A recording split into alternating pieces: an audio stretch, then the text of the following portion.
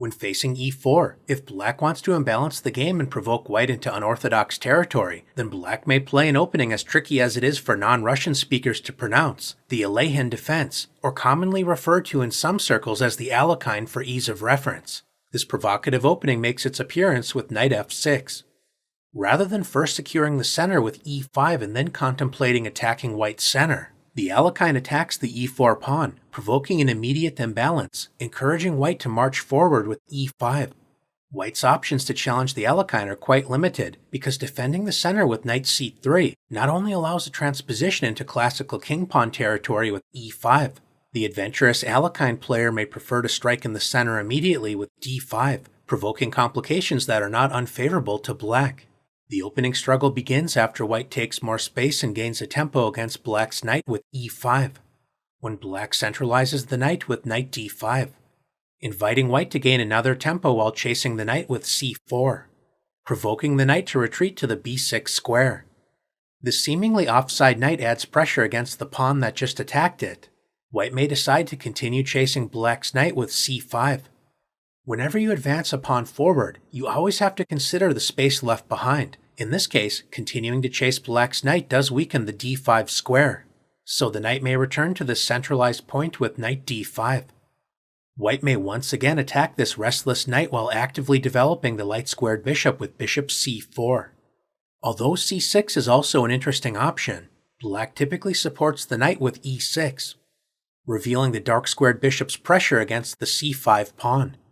Black is not especially worried about bishop takes d5, surrendering the bishop pair while doubling black's pawns with e takes d5, as black is prepared to strike against white's center with d6, confronting white's pawns on the 5th rank. We'll take a look at what happens when white supports the advanced pawns with d4 in a moment, but it's worth noting that white can invite gambit play with knight c3, adding a second attacker against the knight, so black typically exchanges knights with knight takes c3. B takes c3, dreaming of a future d4, is well met by the timely d5, striking in the center with good play for black. White may decide to open the d-file as well as a path for the dark-squared bishop with d takes c3. Now that the d-file has been opened for white's queen, striking in the center with d5 is less effective, as white is happy to open up the position with en passant c takes d6. There is no pressure to immediately capture the c5 pawn. A strong alternative is knight c6, attacking the other unprotected white pawn on the 5th rank. If black immediately plays bishop takes c5, then white will seek compensation for the pawn with queen g4, attacking the newly unprotected g7 pawn. It's important to avoid castling, as white has the strong response bishop h6, taking advantage of the pinned g7 pawn. It is possible to play g6, although this does weaken important dark squares on the king side. Retreating the bishop to f8 is more playable than it looks, preparing to strike against white's queen with h5 on the next move. In addition to the committal king f8, the interested viewer can also explore queen e7, returning the pawn if white plays queen takes g7, preparing to simplify the position by offering an exchange of queens with queen f8, leading to original, interesting play. No matter how black decides to respond to queen g4, white's active position fairly claims compensation for the pawn and is definitely worth exploring. Knight c3 leads to interesting play, but a more stable attempt is to support the vulnerable pawns on the 5th rank with d4. White has an impressive looking space advantage, but black has two important ways to challenge white's center. d6 is a typical pawn break in the Alekhine, when after the common exchange c takes d6, in c takes d6, this transposes into a line from the Alpine variation of the Sicilian defense. If black would prefer to keep the game in Alekhine territory, then another strong pawn break is b6, joining the dark-squared bishop in pressurizing the advanced c5 pawn. It's possible for white to immediately give up the bishop pair in order to compromise black's structure with bishop takes d5, and white may first decide to relieve the tension with c takes b6. Black's dark-squared bishop suddenly enjoys an open diagonal, and the rook on a8 is about to enjoy open lines on the a-file after a takes b6. If white continues with the natural developing move knight f3, then black is ready to exchange light-squared bishops with bishop a6, threatening to exchange white's best minor piece with a comfortable game. White can anticipate the light-squared bishop's pressure with knight e2, supporting the center while blocking the f1 to a6 diagonal, protecting the king and allowing kingside castling.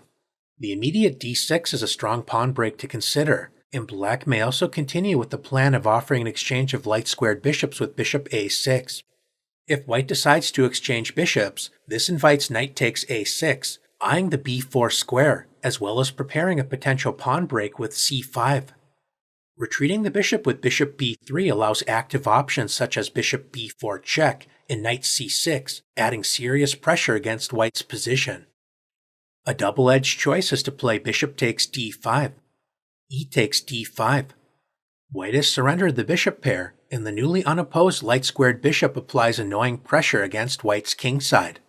On the other hand, black does have double d-pawns, and white's e5 pawn still claims a central space advantage. With this in mind, black is prepared to resolve some of the structural issues with d6, preparing to undouble the pawns on the d-file. If white would like to discourage d6, an interesting attempt is knight b to c3. Attacking the d5 pawn, it's possible to reinforce the center with the reactionary c6, a somewhat passive, although playable option. If black would prefer to emphasize piece activity, then black can ignore white's pressure and simply play d6, inviting white to capture the pawn. Black enjoys strong compensation for the pawn after d takes e5, clearing the diagonal for the dark-squared bishop, as well as revealing the queen's attack against the d5 knight. White can respond by gaining a pawn and revealing the queen's protection of the knight with d takes e5. The e5 pawn is now a vulnerable target, so black can actively develop with knight c6, threatening the e5 pawn, preparing to meet the natural bishop f4, with knight b4, threatening to both capture the knight on d5, as well as eyeing the d3 square, forcing white to exchange knights with knight takes b4. Allowing the dark-squared bishop to actively enter the game with bishop takes b4 check. The two bishops exert incredible pressure against white's kingside, so this unpleasant position is not worth the momentary gain of a pawn on e5.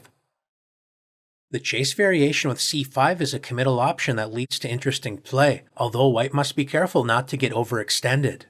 Rather than chasing the knight, a solid option is to simply grab more central space with d4.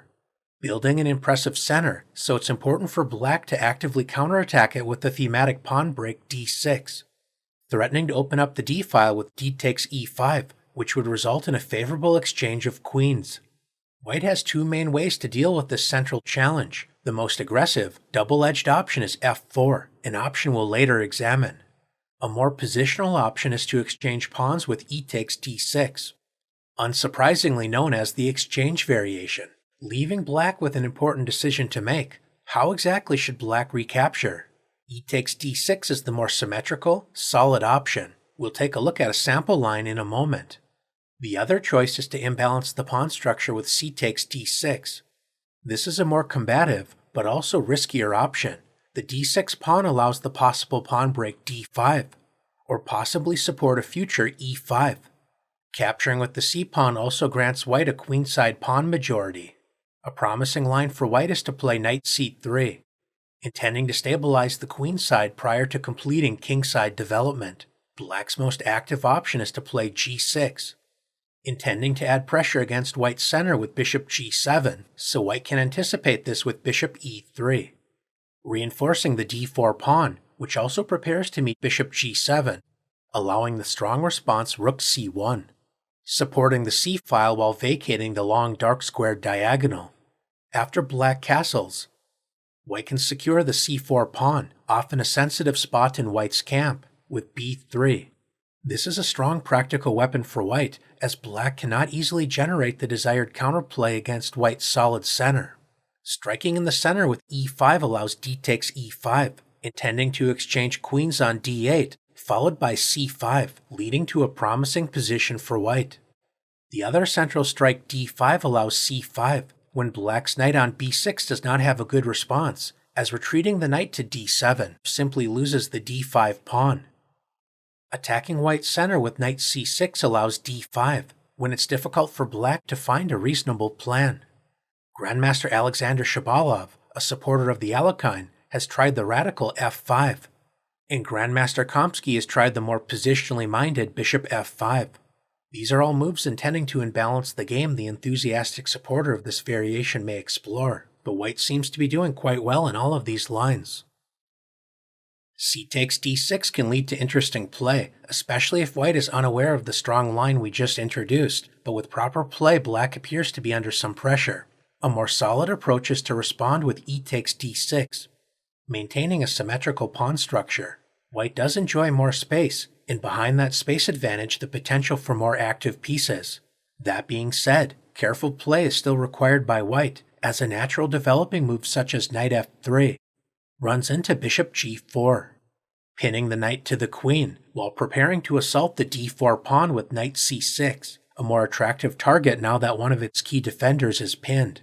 This is certainly not the end of the world for white, but allowing this pin creates unnecessary stress against white's center. Rather than playing knight f3, allowing the annoying pin bishop g4, a strong alternative is to develop the other knight with knight c3, supporting the center while remaining flexible on the king side. There are no shortage of interesting ideas to explore, but a popular setup for white is to play bishop d3, followed by developing the kingside knight to e2. Immediately challenging white's center with knight c6 is a provocative choice to explore, but black's most common choice is to play bishop e7. Unlike the more aggressive c takes d6 lines we examined earlier, black does not fianchetto the dark-squared bishop with g6 and bishop g7.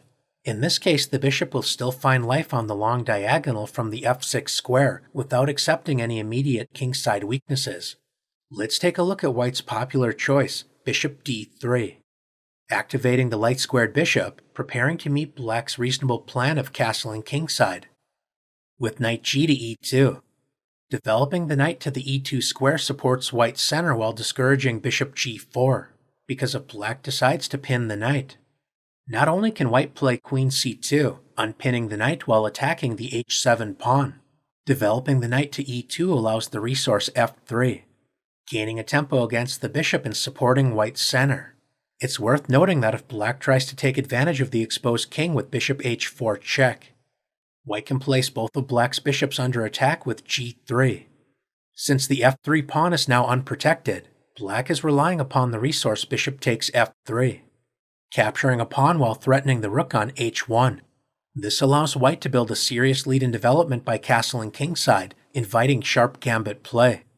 But white also has another strong resource with the tactical shot bishop takes h7 check. If black refuses to take the bishop, then white is ready to castle with a strong initiative. White is prepared to meet king takes h7, with the double attack queen d3 check, regaining the bishop after king g8, queen takes f3. The semi-open f-file is a great resource for white's major pieces to add pressure against black's kingside, especially after white castles, building a strong queen-rook battery on the f-file. Notice that black's bishop has to spend another tempo retreating when white is ready to play b3, supporting the c4 pawn with a promising game. Rather than playing bishop g4, black can focus on confronting white's center with knight c6, building pressure against the d4 pawn.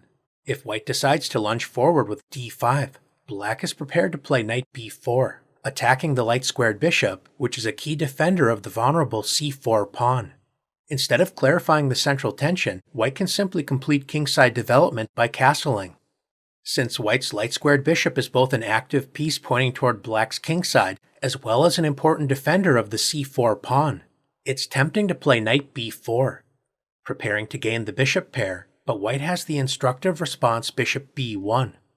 This powerful retreat preserves the light-squared bishop, but doesn't it leave the c4 pawn hanging? This turns out to be a clever trap, as white can play a3, gaining a tempo against the knight, so after it retreats to c6. Now that the d3 square is no longer protected by the knight, white can win a piece with queen d3, threatening both checkmate on h7 as well as the unprotected knight on c4, so white is winning a piece. Since knight b4 is well met by bishop b1, black may continue with the theme of building pressure against white's center with bishop f6, adding a second attacker against the d4 pawn, if white decides to defend the pawn with the natural bishop e3. Now that the bishop is on e3, black may confidently jump forward with knight b4. Black is ready to collect the bishop pair, because if white plays bishop b1, in this case black may capture the c4 pawn with confidence. The point is that if white plays a3, instead of retreating the knight to c6, black has the strong response knight takes e3, enjoying an excellent position as white no longer has the crushing queen d3 double attack trick available. The d4 pawn is under serious pressure, but white may calmly reinforce the c4 pawn with b3. White reinforces the c4 pawn, preparing to support d4 with bishop e3 on the next move. Notice that capturing twice on d4 does not win a pawn for black, as white has the discovered attack bishop takes h7 check, revealing the queen's pressure against the remaining piece on d4.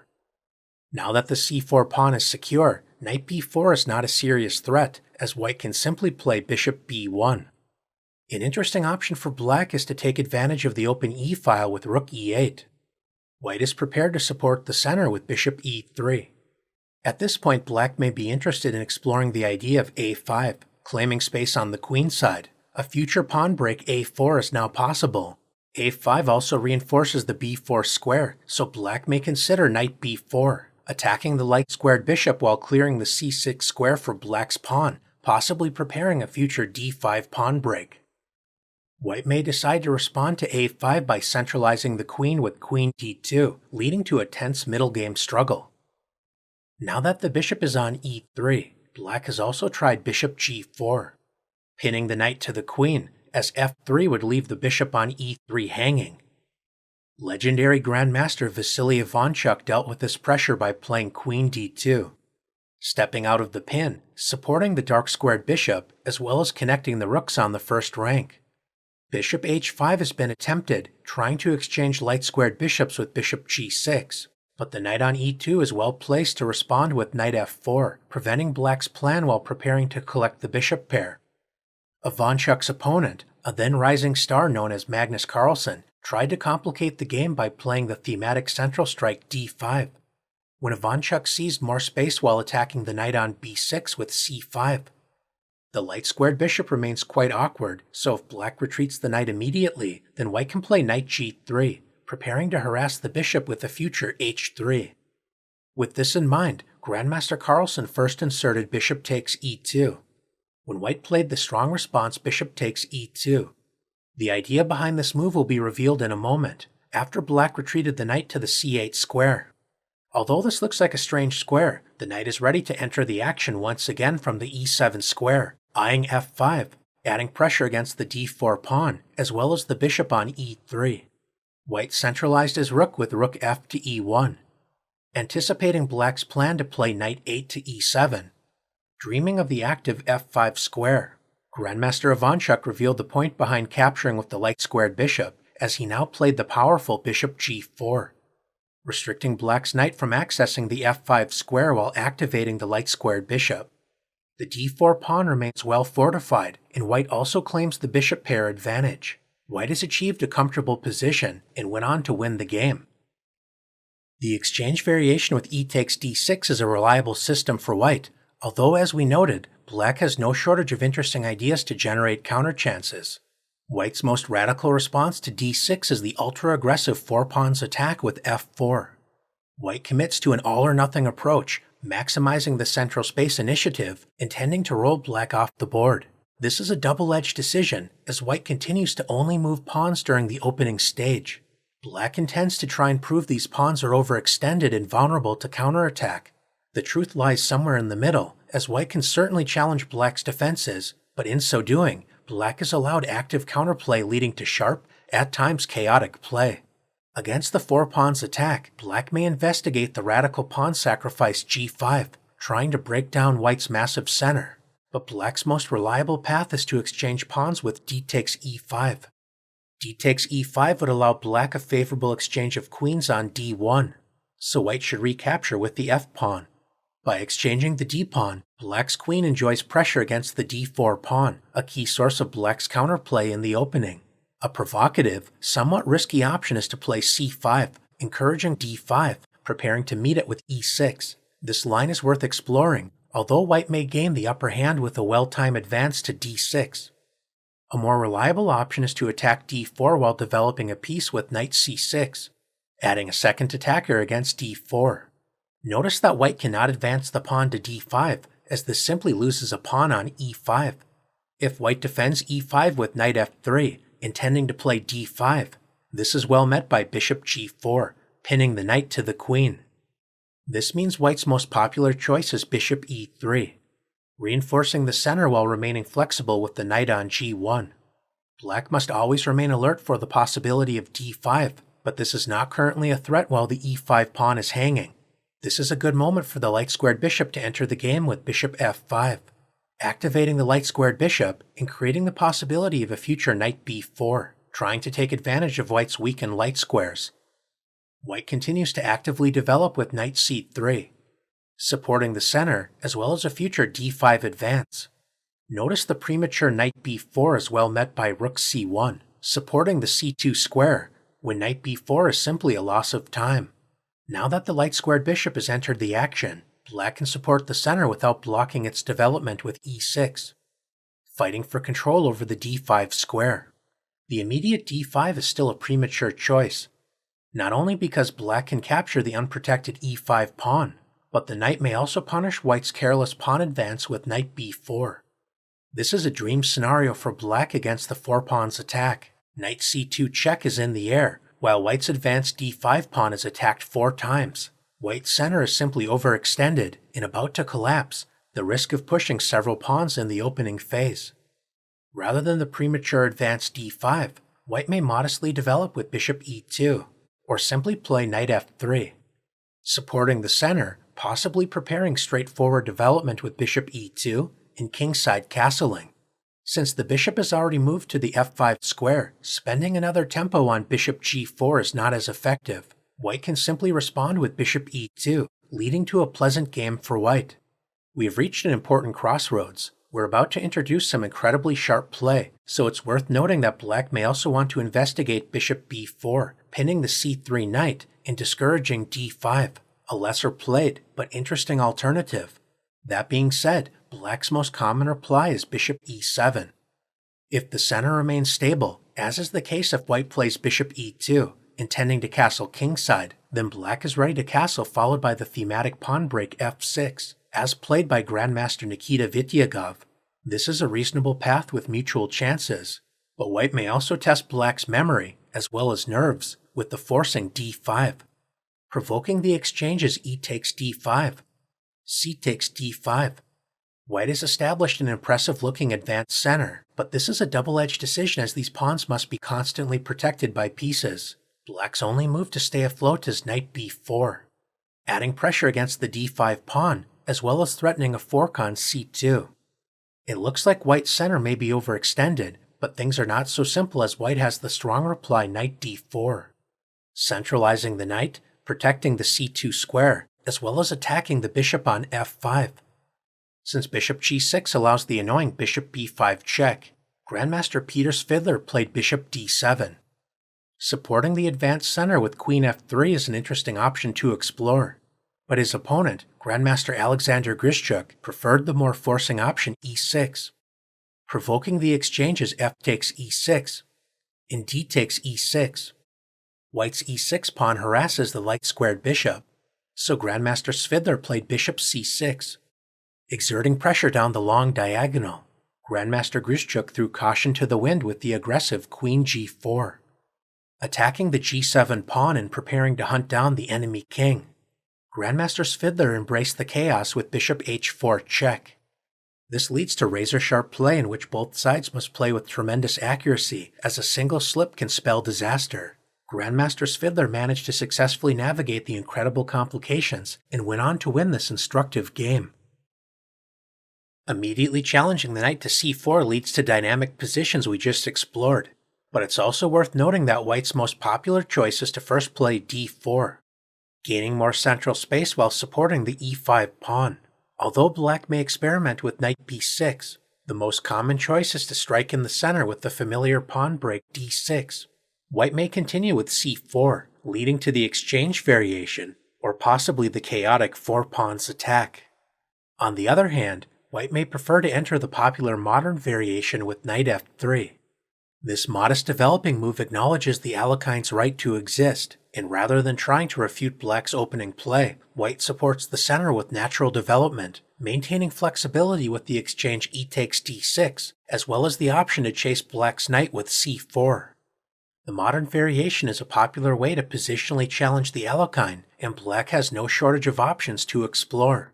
Bishop g4 is a natural idea, although since white is not fully committed to expanding in the center just yet, allowing black to add serious pressure against the d4 pawn. Bishop e2, unpinning the knight, is a safe and solid choice for white. g6 is another option to consider, preparing to fianchetto the dark-squared bishop.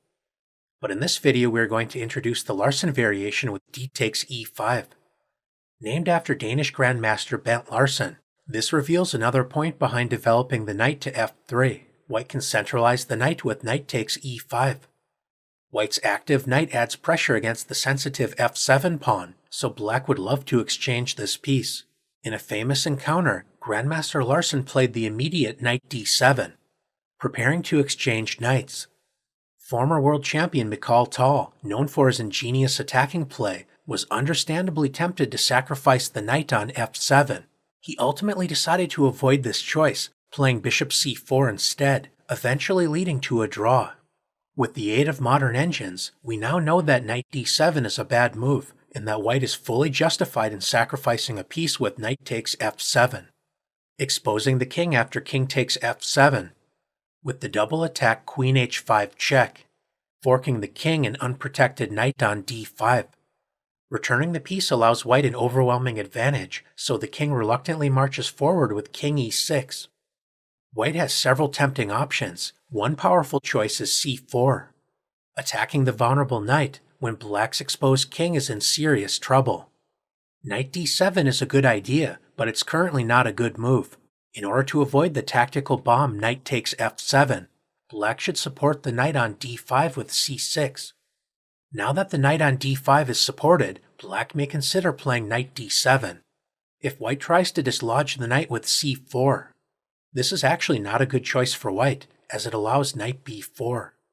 Bishop f5 is one annoying threat, taking advantage of white's weakened light squares, and if white tries to chase the knight once again with a3, white is in for a rude awakening after the tactical shot queen takes d4. Winning a pawn, as a takes b4 allows queen takes e5 check. And if white decides to capture the queen, this allows the unpleasant fork knight c2 check, regaining material on the next move with knight takes d4 when black is simply up a pawn, a good tactical trick to keep in mind. Since the knight on d5 is reinforced by the c6 pawn, bishop c4 isn't a particularly effective choice. Moving the bishop to d3 looks active, but it does block the queen's protection of the d4 pawn. In this case, black may be encouraged to play g6, preparing to fianchetto the dark-squared bishop, exerting pressure down the long diagonal. This is why white's most popular choice is to play the modest-looking bishop e2, preparing to simply castle and focus on rapid development. Although it's possible to play knight d7 immediately, white can avoid the exchange of knights with knight f3, when black's light-squared bishop remains passive. With this in mind, black can first play bishop f5, activating the light-squared bishop, and only then preparing to challenge white's knight with knight d7. We see a typical position arise after white castles, and black confronts white's active knight with knight d7. Since white enjoys a comfortable space advantage, it's better to avoid exchanging pieces with knight f3. A sensible continuation is e6, supporting the center while also preparing kingside development. White's play up to this point has been quite modest, simply focusing on healthy development. In order to challenge black's defenses, it's important to take space with c4, gaining a tempo against the knight in the process. If black tries to lunge forward with knight b4, threatening knight c2, the interested viewer is encouraged to analyze the powerful response a3, calling black's bluff, as knight c2 is well met by rook a2, leading to an overwhelming advantage for white. A more solid path is to simply retreat the knight back to f6. Grandmaster Sergei Karyakin demonstrated a path to a comfortable game for white, starting with knight c3. White's idea is to eventually gain the bishop pair with knight h4. If black tries to stop this with h6, providing an escape square for the light-squared bishop on h7, white is ready to strike in the center with d5, opening up lines in order to exploit his lead in development. His opponent, Grandmaster Alekhine, decided to activate his dark-squared bishop with bishop d6, pointing toward white's kingside while also preparing a future e5 pawn break. White continued with the well-timed knight h4, threatening the light-squared bishop, so black responded with bishop g6. There is no rush to claim the bishop pair with knight takes g6, as this would open up the h-file after h takes g6, revealing the rook's pressure against white's kingside.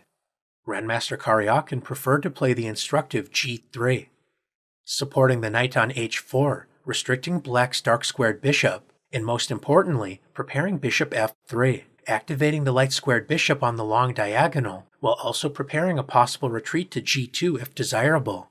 White is waiting for black to castle kingside before claiming the bishop pair with knight takes g6. Grandmaster Alekhine decided he did not have a better choice, and simply decided to castle, allowing knight takes g6, and h takes g6. White gains the bishop pair, followed by activating the light-squared bishop with bishop f3.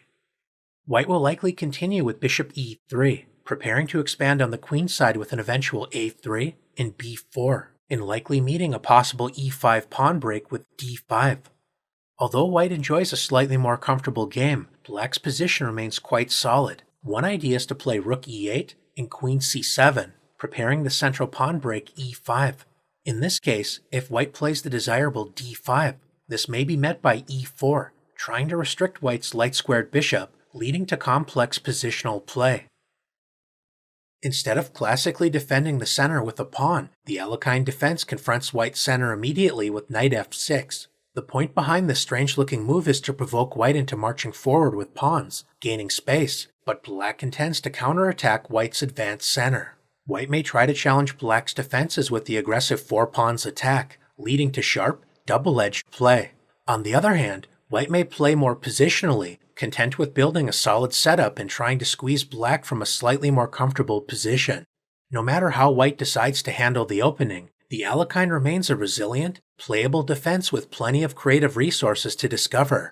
Thanks for exploring this provocative defense against e4, and best of luck the next time black's knight makes a provocative entrance into your game on the very first move.